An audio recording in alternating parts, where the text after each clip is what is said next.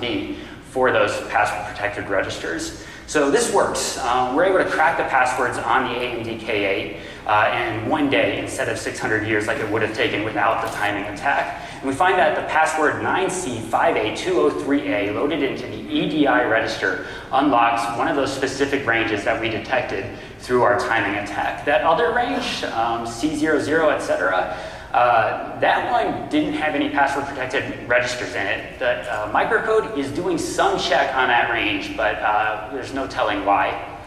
So I do want to emphasize, like, this region and this password were already known. People have discovered this through firmware reverse engineering a while ago, but this is the first time we've had an approach for uncovering these password protected MSRs without first observing them in use. And this side channel attack into microcode offers some really powerful opportunities to really figure out what's going on under the hood of our processors, things that are sort of being kept from us, like these password protected registers. So the question then is, like, what else can we find with an attack like this? So I started scanning a bunch of different processors using this MSR timing technique, and wanted to share some of those results with you quickly. So here's what we found on a newer AMD processor. It no longer has some of the timing dips that the K8 had, which kind of suggests that newer AMDs got rid of this password check. Here's a VIA C3 scan where they didn't have any unusual timings on faulting registers, but they had these two enormous spikes at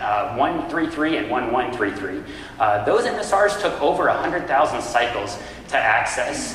There is no feasible explanation for why reading an MSR should take over 100,000 cycles. That's 3 orders of magnitude longer than the next longest MSR took to access. That's ample time to be doing encryption or any other number of interesting things. So that definitely warrants some more scrutiny. The Vita Nano had this interesting spike on the left where inexplicably a small range of MSRs seem to be protected. Intel Atom's Intel Core i5 also had some interesting timing patterns where you can see these little blips in the fault times where basically I'm asking the processor, does this MSR exist? It says no. Does this one exist? No. Does this exist? No. Does this exist? And it thinks for a little bit and says no. It's like, well, if it didn't exist, just like all the ones right around it, why did you have to think for a little bit in order to respond?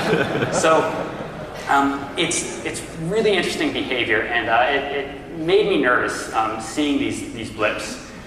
At the end of the day, I tried running my password cracking approach on this, and I failed. I tried a lot of different things to crack 64-bit passwords. I tried other types of side channel attacks in order to detect more complex password mechanisms. I wasn't able to uncover any new passwords this way. And sometimes that's just the way research turns out, but we're still left with this glaring question.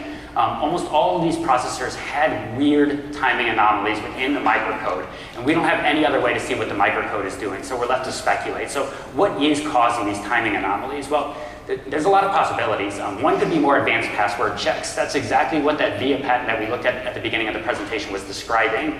It could be something like that. It could be that some of these MSRs are only accessible in ultra-privileged modes, like some MSRs are only accessible in system management mode. Intel has patents on MSRs that are only accessible to authenticated code modules. Or it could be something benign. For example, it could be that the microcode is checking the processor family, the model, the stepping. Basically what that would do, it would allow you to use one microcode update on a variety of different processor families. So that's possible too. And in fact, it kind of looked like that was probably what was happening on the Intel processors. Those little blips actually seem to align with documented MSRs on other processor families. So it's kind of nice to think, well, maybe we're in the clear. Maybe password protected registers don't really exist beyond the K7 and K8 since we couldn't find anything here. But sadly, that's not the case. At the end of this research, I had a friend of mine send me his x86 firmware database, and I wrote a little instruction grepping tool to look through for certain assembly instruction patterns. And I was very quickly able to find a new previously undisclosed MSR password. 38ODCBOF in the ESI register is an MSR password being used by hundreds of different firmwares across many different vendors. You can even find this magic number being used to access MSRs in the Windows kernel, but nobody in the public has ever seen this. So we are still in a situation where third parties are being given keys to our processors that we ourselves do not possess. I think our interesting timing attack, and we found some suspicious things, and I think the stakes here are really, really high.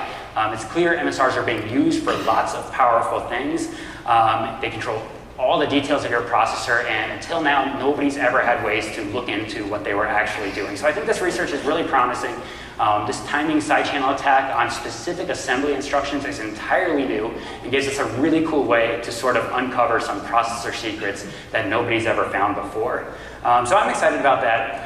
What I would really like is for people to use this and scan their own processors. I'm open sourcing this as Project Night Shift. You can find this on GitHub, github.com/XOR-EAX. I haven't been able to get that up yet, but that should be up probably by Monday. What I would really love is for people to run this scan on their systems, send me the logs so that we can sort of collect a database of processors that have these unusual timing anomalies. And maybe when we get enough samples, we can actually figure out what the heck is going on some of these systems. Other stuff you can find there, Project Rosenbridge is the backdoor that I talked about yesterday if you were around. Sandsifter is a processor fuzzer, Mobfuscator is an interesting single instruction C compiler, and some other stuff I've tinkered with over the years. I love talking about this stuff. If anybody has feedback or ideas that they'd like to discuss, I'm going to have to step out to make room for the next speaker, but please grab me out the door here. Otherwise, you can contact me on Twitter at XOR-EAX, or if you want to have a more verbose conversation, please do send me an email, same thing at gmail.com. So thank you, everybody. I'll be right outside.